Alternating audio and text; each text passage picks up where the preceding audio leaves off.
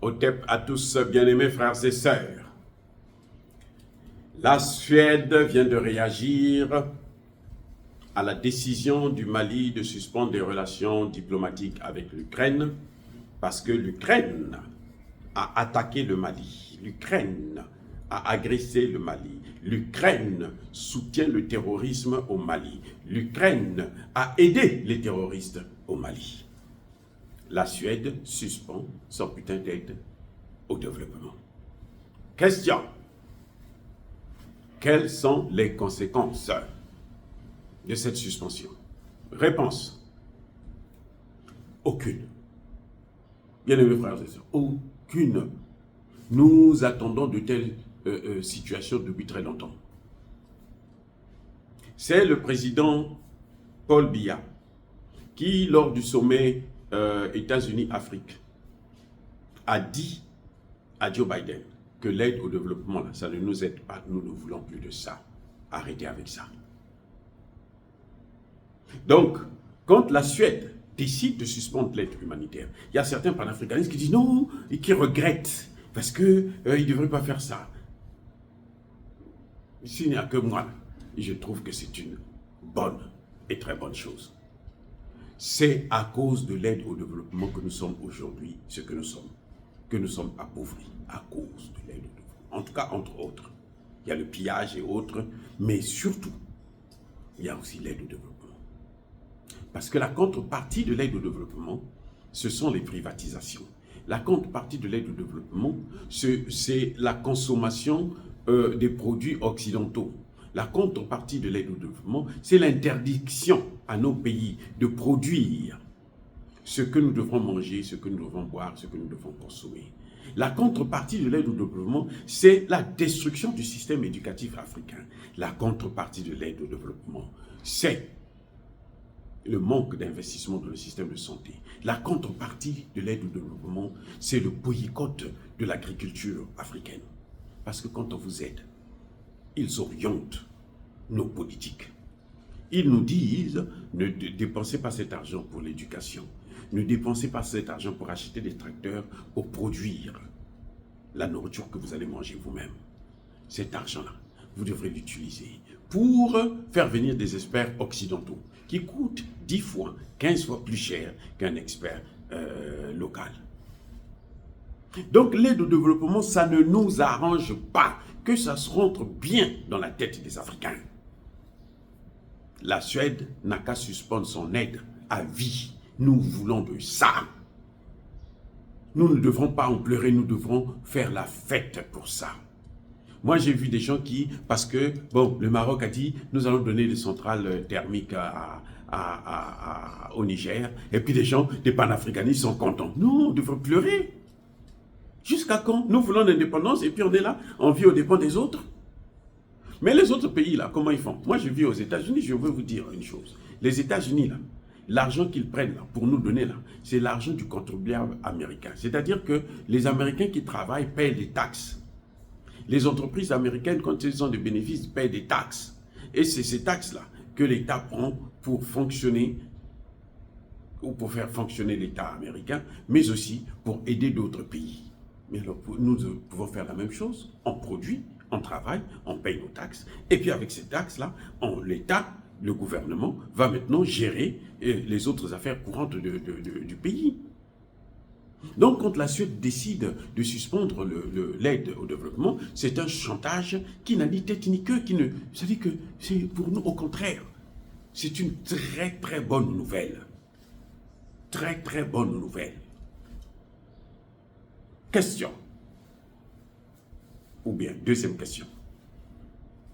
À combien s'élève cette aide au développement que la Suède est en train de suspendre? 190 millions de dollars pour 4 ans. Et oui, 190 millions de dollars pour 4 ans. Donc, diviser 190 par 4, 4 fois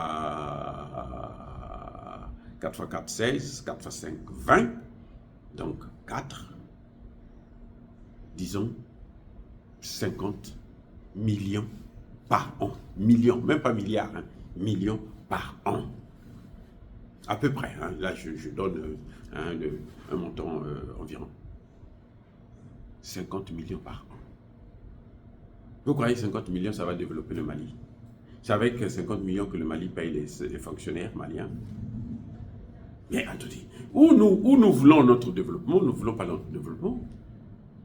Pour à peine 180 millions, pour 50 millions qu'on va perdre par an, le Mali doit se dire, bon, nous on va se soumettre aux injonctions des États-Unis, on va continuer à traiter avec l'Ukraine, et l'Ukraine a le droit de continuer à massacrer nos populations. Non, ça ne se fera plus ainsi, on n'en veut plus, c'est fini, la récréation est terminée. Donc que la Suède suspende son aide, qu'elle garde son aide, nous on n'en veut plus. Le président Assimi Goïta a pris une décision juste. C'est la décision que le Sénégal devrait prendre. Parce que l'ambassadeur du Sénégal, de l'Ukraine au Sénégal, ce que cet ambassadeur a dit est fait. Ce n'est pas de la diplomatie, c'est hors diplomatie. C'est un terroriste. C'est ça qu'on appelle le terrorisme d'État. Eh oui. Et si on le fait au Mali, c'est qu'un jour on le fera aussi au Sénégal, c'est qu'un jour on le fera au Burkina Faso, c'est qu'un jour on le fera au Niger. Donc si c'est pour préserver l'aide que nous allons sacrifier des populations entières, que nous allons sacrifier nos armées, alors il y a un problème avec nous-mêmes. Nous devons d'abord commencer à réfléchir comment nous devrons vivre sans l'aide humanitaire, l'aide au développement.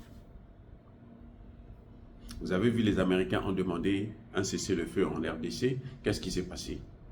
Ils ont laissé les Rwandais occuper des ponts, des territoires entiers. C'est ça qu'ils appellent l'aide. Et entre-temps, on dit qu'on va donner à la RDC 400 millions de dollars pour l'aide humanitaire et 50 millions pour vacciner les Congolais.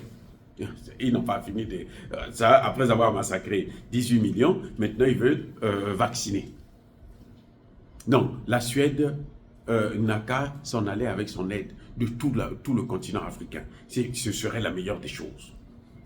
Qu'elle quitte l'Afrique et qu'elle ne vienne plus en Afrique. Elle n'a qu'à rester en Europe et puis développer ses relations diplomatiques avec les États-Unis. Nous, on s'en fiche éperdument.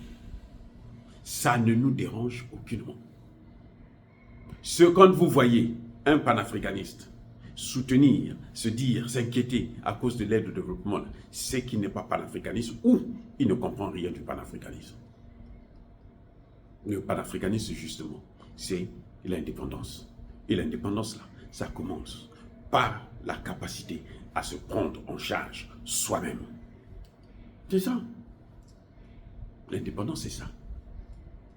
Donc l'aide de la Suède, là, elle peut garder ces putains de 190 millions de dollars. Elle peut garder ça. Elle peut garder ça pour développer son économie. Puisque c'est l'aide au développement, ça développe. Elle n'a qu'à développer son économie avec ça. Ou elle peut aider la France qui est super endettée. Oh là là, mais attendez. Les États-Unis, c'est le pays le plus endetté au monde.